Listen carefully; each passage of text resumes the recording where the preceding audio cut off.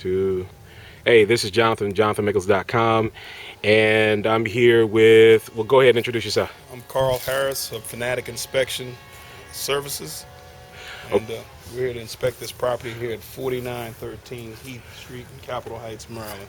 Now, give them your phone number, and we'll give you your phone number at the end too. But 301-868-4999, 301-868-4999.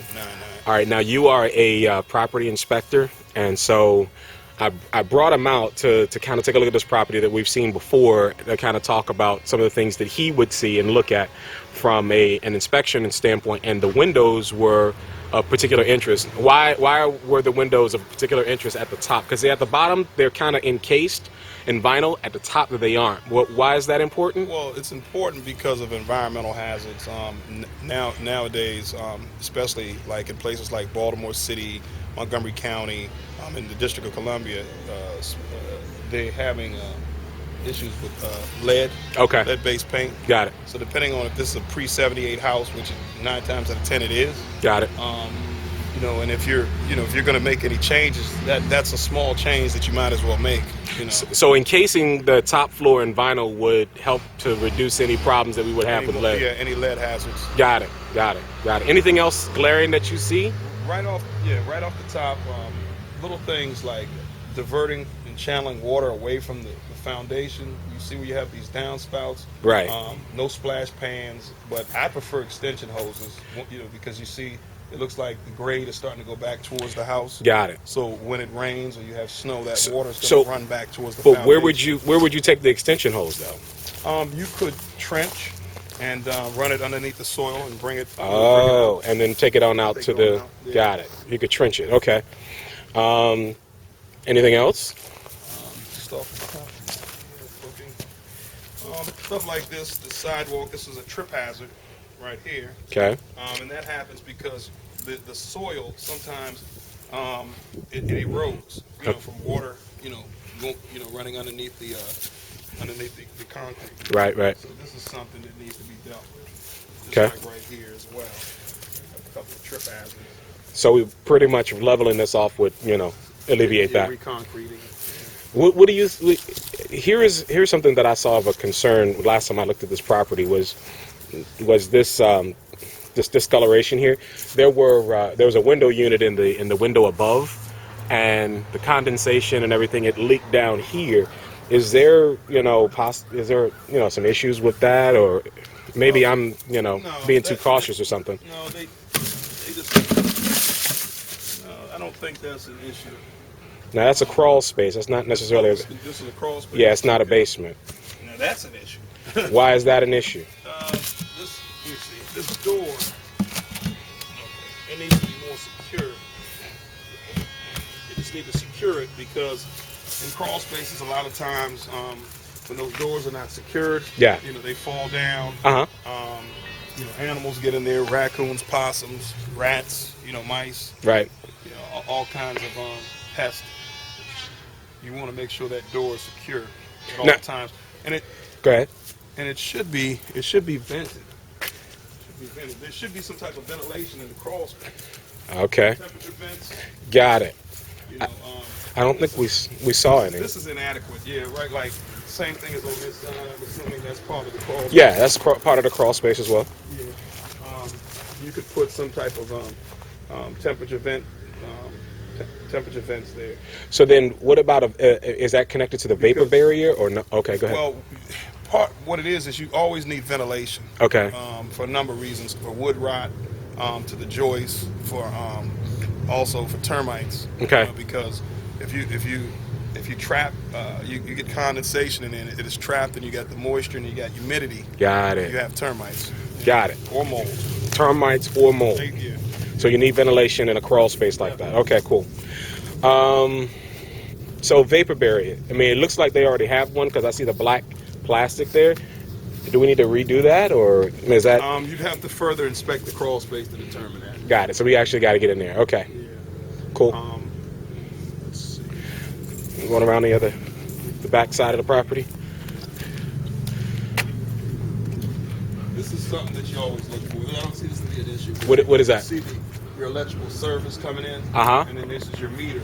Okay. Normally, wherever, for a potential home buyer, they should always know wherever the meter's located on the exterior. A lot of times you can follow the line and it will tell you where your electrical service panel is. So the service panel should be in this area of the house right here. And it is. Since it's a crawl space, it's going to be probably right there in that room.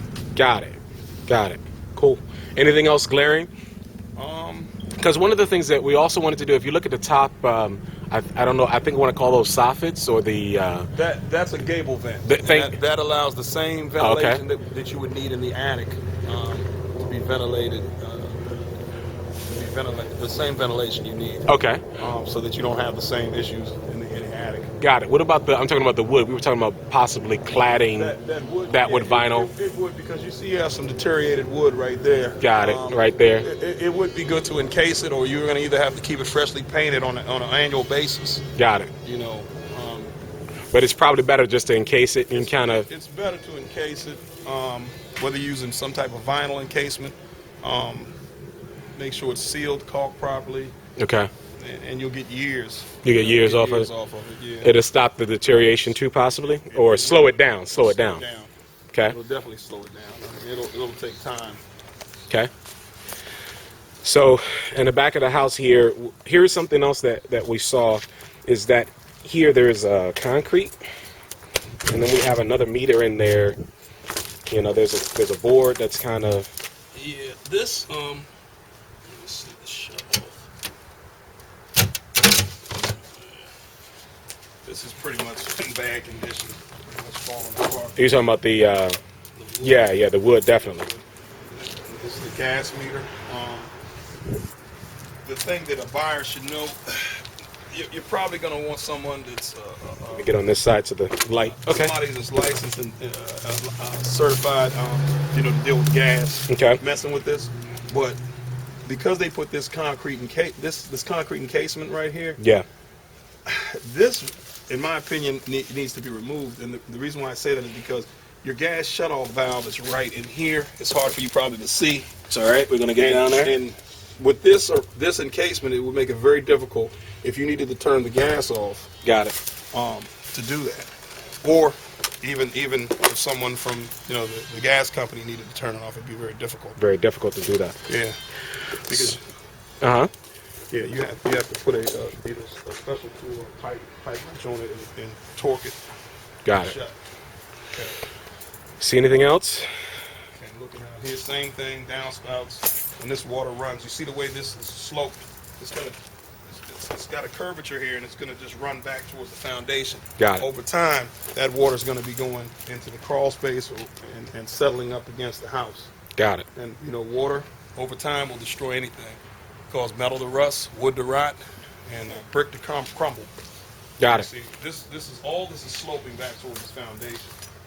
So we would probably have to bring. Not only will we have to do the channeling thing as you mentioned here, maybe channel. Go ahead. Well, here, you would need somebody that's an expert at a combination of concrete and regrading. I don't know if this is a unique situation. I don't know if they would want to either break the concrete up in this area and then run the extension hose down this way. This is going to be inadequate because every time it rains, that water is going to settle right in that area right there. Got it. Let's see what we got here. Now, right there, we see that there is a problem with the gutter system there. You see that? Yeah, it's you have chipping paint, and the paint is chipping and peeling, and now what's happening is the water is penetrating into the wood. It's causing the wood to rot as well in time. It will. You see how it's starting to turn brown? Yeah. That's what we call brown rot. Brown rot. Yeah. Okay. And just over in a matter of time, that next thing you know, the gutters will be hanging. Got it. Well, what else? Can you see anything else about that roof there? Yeah, the roof it's pretty much. I'm looking at this addition right here. The roof, it looks like it has 2 layers. So your next step is going to be the whole roof replacement once that's deteriorated. You'd have to really get up on there to really examine the condition of that second layer. Got it. when we get inside, maybe we'll take a look and see if there's any stains on the ceilings or Okay. or anything like that. And I think the same thing applies for The main roof? Yeah, the main roof. Okay, I don't know if we can see that from here, but that's I see. It looks like I see two layers. 2 layers on the main roof as well. 2 layers as well. What about the chimney? I mean, Chimney, you have a cinder block chimney. It's capped, and the reason why you cap it is to keep, things like birds and squirrels and other unwanted pests from getting into the chimney. now when you say cap, that's that aluminum thing at the top of it, right? Okay, all right. Yeah, that prevents that from happening. And it's good to keep a chimney cap on. Okay. On a home, it prevents a lot of things getting in there, including rain. I got a question in terms of inspection and stuff on this backyard. The backyard is kind of slopey.